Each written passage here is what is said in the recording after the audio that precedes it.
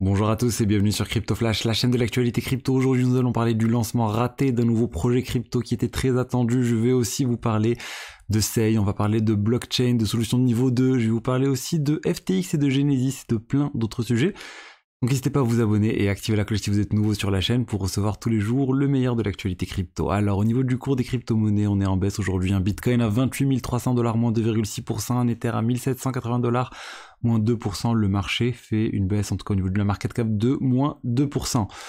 Alors, je voulais vous parler de Shibarium. Shibarium, le layer 2 de l'écosystème Shiba qui s'est lancé en fait sur Ethereum, ça vient d'arriver. Et en fait, ça s'est pas passé comme prévu. D'ailleurs, le prix des tokens de l'écosystème Shiba a fortement baissé. Regardez, le Leash, moins 17%, Shiba Inu, moins 9,6%, Bone, moins 12%. Qu'est-ce qui s'est passé en fait du coup? La solution de niveau 2 Shibarium, c'est comme les diverses solutions de layer 2 qui existent déjà. Il y a un pont entre l'écosystème Ethereum et Shibarium pour pouvoir transférer les fonds.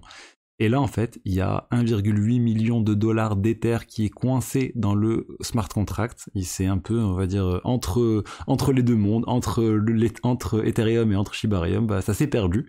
Et là, ils sont en train d'essayer de voir comment remettre ça en place, comment retrouver l'argent. Donc, la bonne nouvelle, c'est que le smart contract en question, c'est un smart contract qui peut être mis à jour. Ça veut dire que du moment où les développeurs n'ont pas perdu les clés, ils vont pouvoir redéployer ou mettre à jour le smart contract et du coup récupérer d'une manière ou d'une autre les fonds. Donc à ce niveau-là, moi je m'inquiète pas trop, même si ça peut mettre du temps. Et là, selon aussi le degré de compétence de l'équipe, il y a plus ou moins de risques, est-ce qu'ils refassent une erreur ou non. Il y a aussi 700 000 $ à peu près de token Bone qui est coincé dans le smart contract. Ça aussi, ça devrait pouvoir être récupéré de la même manière.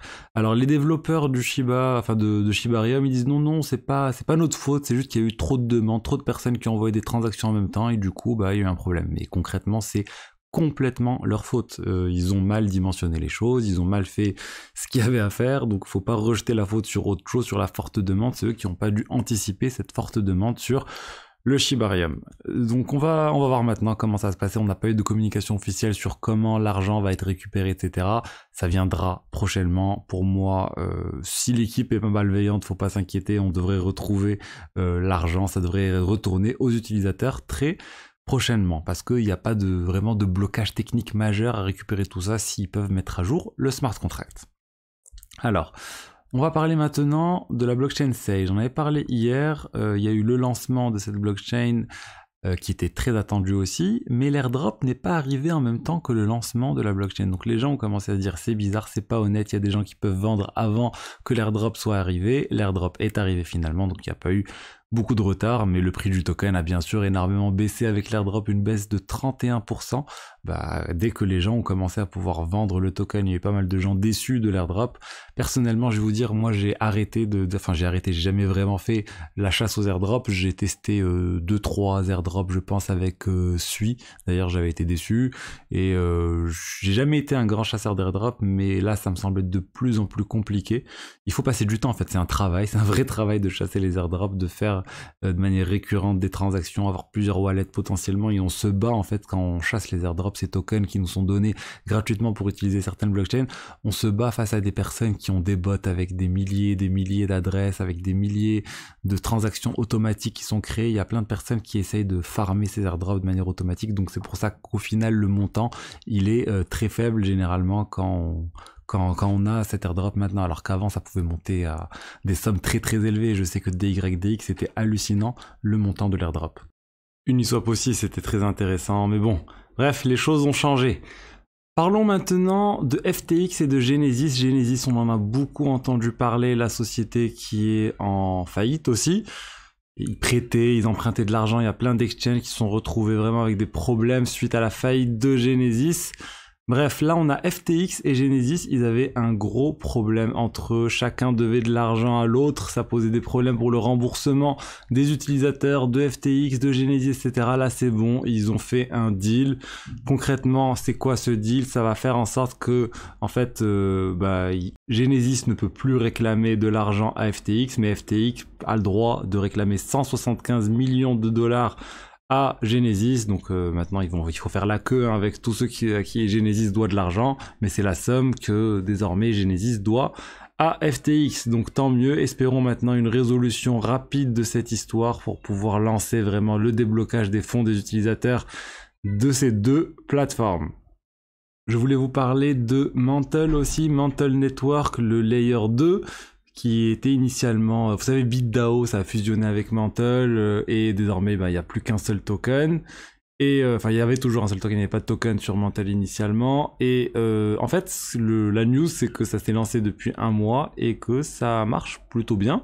Pour un Layer 2, on va dire, qui démarre. Ils sont à 40 millions de dollars de TVL. Alors certes, ça reste bien en dessous des leaders du marché. Mais voilà, ça a clairement intégré le top 10 des Layer 2. Et voilà, espérons que ça continue de se développer. Moi, je vous ai toujours dit, je suis preneur des diverses solutions de Layer 2 sur Ethereum. On en a commencé à voir sur BNB Chain. Il y en a un peu moins sur les autres blockchains pour l'instant. Mais bon, j'ai eu un commentaire dernièrement sur est-ce que le Lightning Network, c'est déjà une solution de niveau 2, ça marche déjà, etc. Mais le Lightning Network, c'est sur le réseau Bitcoin.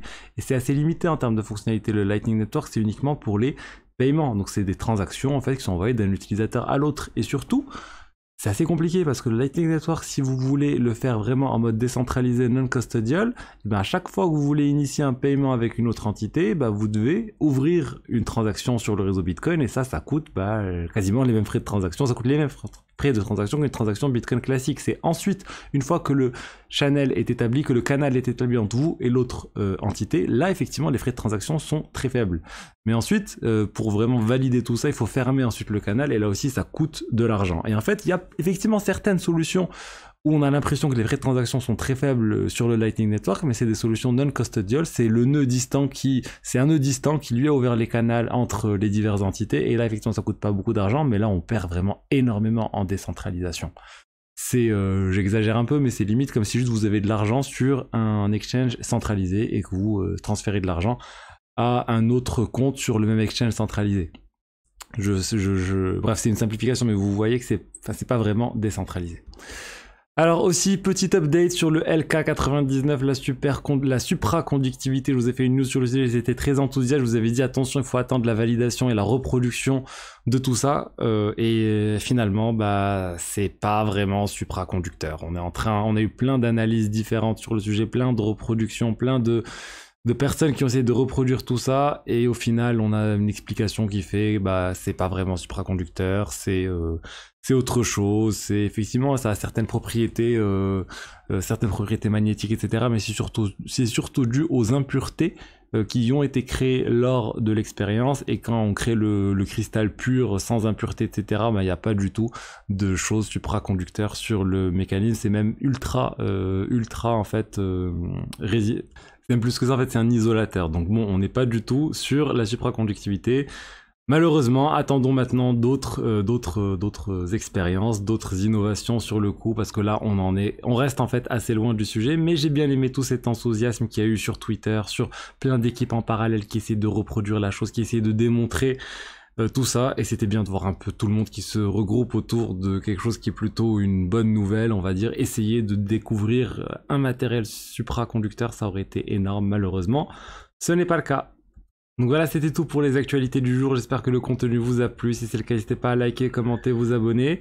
Et vous avez dû remarquer que je fais souvent des vidéos le soir ces derniers temps. C'est assez compliqué, c'est les vacances, donc je fais les vidéos quand j'ai du temps. Et je vous dis à demain pour plus d'actualités. Au revoir.